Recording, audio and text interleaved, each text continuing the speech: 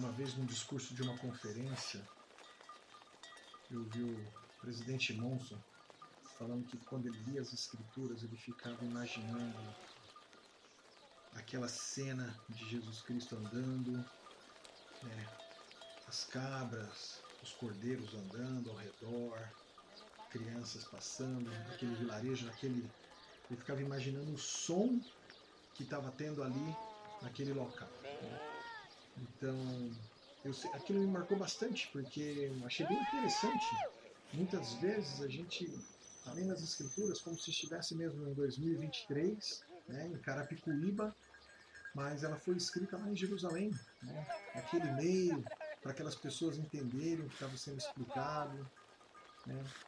Então a gente vai ler as escrituras aqui hoje, Mateus 18, Lucas 10, e eu gostaria de convidá-los a colocar sua mente lá em Jerusalém, naquele ano que Jesus Cristo estava falando aquelas coisas para aquelas pessoas, tá bom? Então, quando você faz uma pergunta ao Senhor, a gente está no Vem e Segue do dia 17 a dia 23 de abril, Mateus 18, Lucas 10. Quando você faz uma pergunta ao Senhor, pode receber uma resposta inesperada. Né? Por exemplo, quem é meu próximo? Qualquer um que necessite de sua ajuda e de seu amor. E quem é o maior no reino dos céus? Uma criança. É suficiente perdoar um ofensor 7 vezes? Não, você deve perdoar 70 vezes 7. Essas foram as respostas que Jesus Cristo deu para as pessoas que perguntaram para ele naquela ocasião. Eram respostas inesperadas que recebemos do Senhor. E essas respostas inesperadas que recebemos do Senhor podem nos convidar a mudar a forma como pensamos, como nos sentimos e como agimos. Se você está buscando a vontade do Senhor, porque realmente deseja aprender com Ele, o Senhor lhe ensinará a maneira de viver que conduzirá à vida eterna com Ele. Em Mateus 18, do 21 a 35, nós lemos o seguinte. Deixa eu clicar aqui. Então Pedro, aproximando-se dele, disse: Senhor, até quantas vezes pecará meu irmão contra mim e eu lhe perdoarei? Até 7? Jesus lhe disse: Não te digo até 7, mas até 70 vezes 7.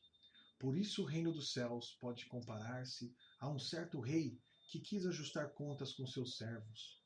E começando a ajustar as contas, foi-lhe apresentado o que lhe devia 10.000 talentos. E ele, não tendo como que pagar, o seu senhor mandou que ele e a sua mulher e os filhos fossem vendidos, com tudo quanto tinha, para que a dívida fosse paga.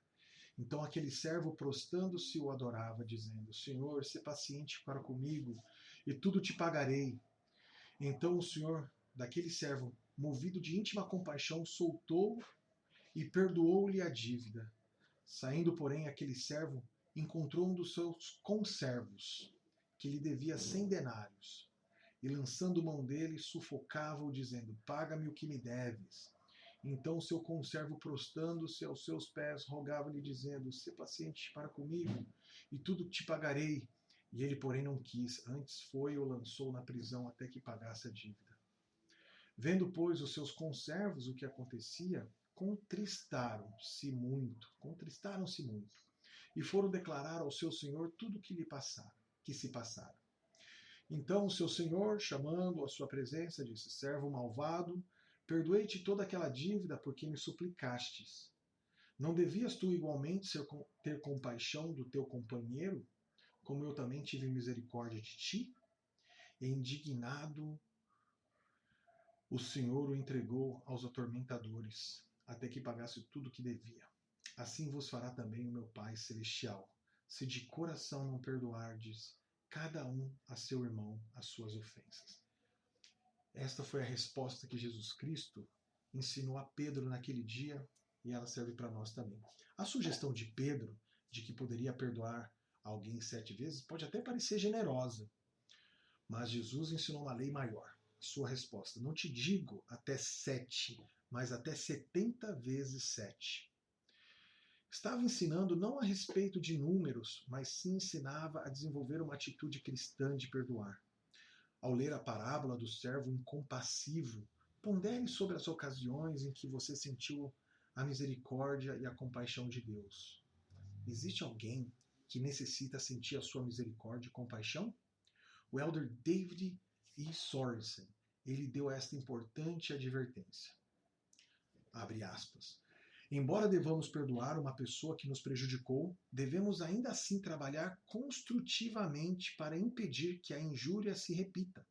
O perdão não exige que aceitemos ou toleremos o mal, mas ao lutarmos contra os pecados, não podemos permitir que a ira ou a raiva controle nossos pensamentos ou ações. O nome do discurso se chama O Perdão Transforma a Amargura em Amor. Está na Liahona de maio de 2003, na página 12. Em Lucas, de 1 a 20, nós lemos o seguinte. Deixa eu clicar aqui. Vamos lá. E depois disso, designou o Senhor ainda os outros 70 e mandou-os adiante de sua face. Perdão. De 2 em 2, a todas as cidades, lugares onde ele haveria de ir. E dizia-lhes, grande é, em verdade, a seara, mas os obreiros são poucos. Rogai, pois, ao Senhor da seara que envie obreiros para a sua seara.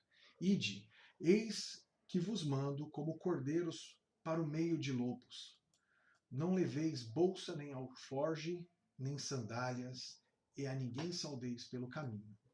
E em qualquer casa onde entrardes, dizei, primeiro, paz seja nesta casa. E se ali houver algum filho da paz, repousará sobre ele a vossa paz. E se não, voltará para vós. E ficai na mesma casa, comendo e bebendo do que eles tiverem, pois digno é o obreiro de seu salário.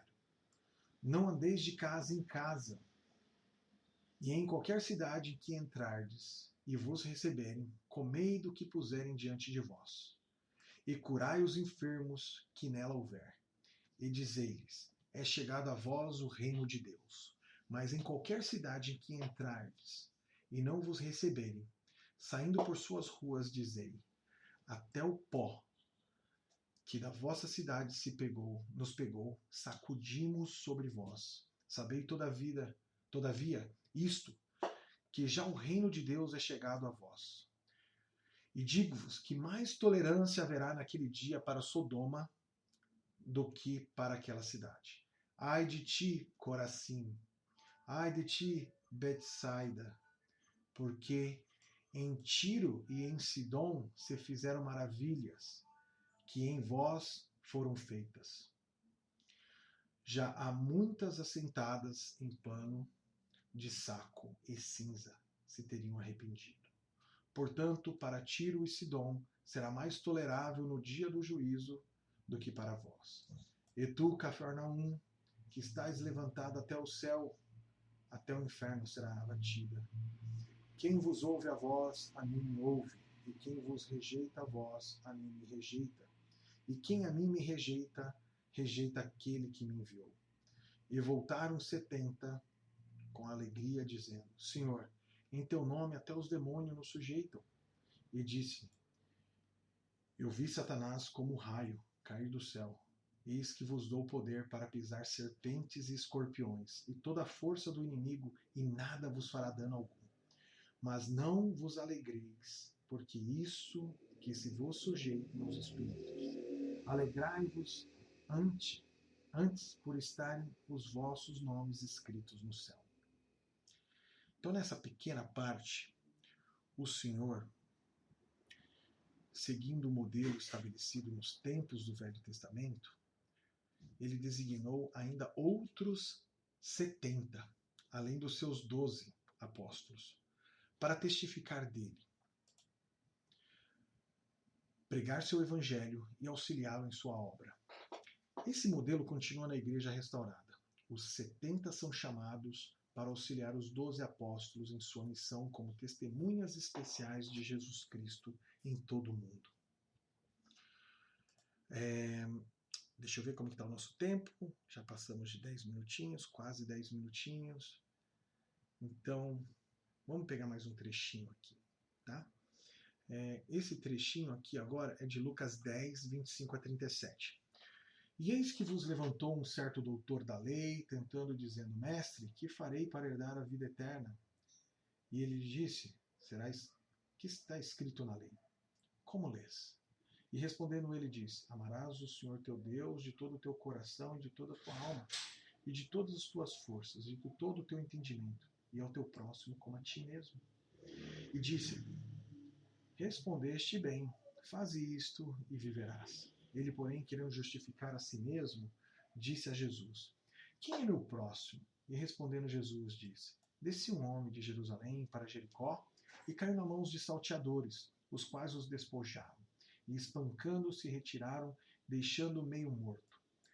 E por acaso descia do mesmo caminho um certo sacerdote, e vendo passou de largo. E de igual modo também um levita, chegando-se ao seu lugar, e vendo passou de largo.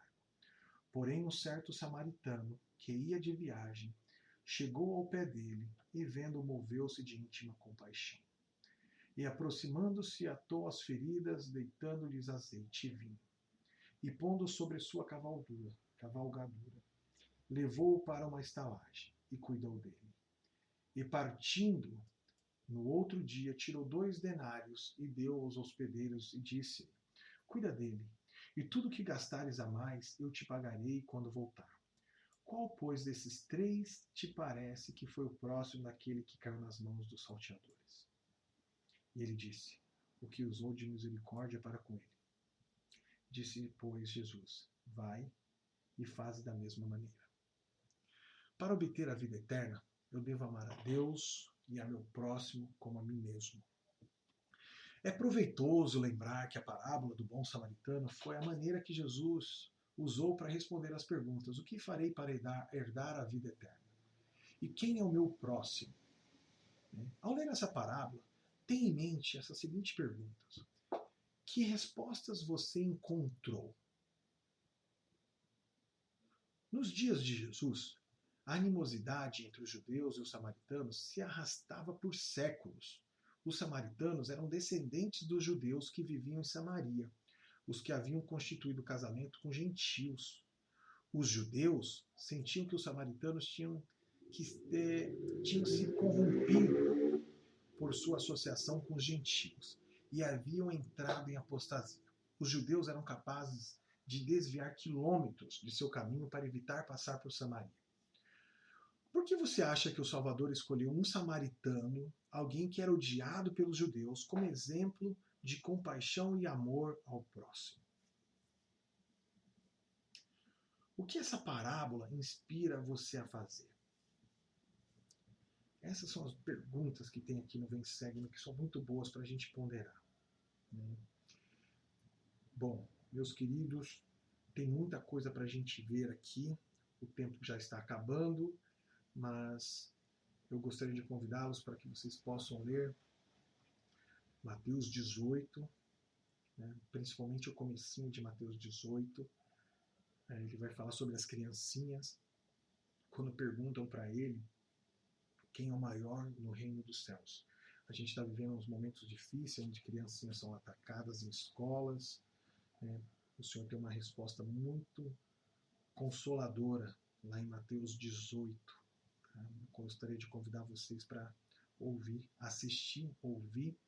essa escritura. Quem puder ler, que possa ler também. Tá bom? Muito obrigado, até mais, até a próxima semana. Tchau, tchau!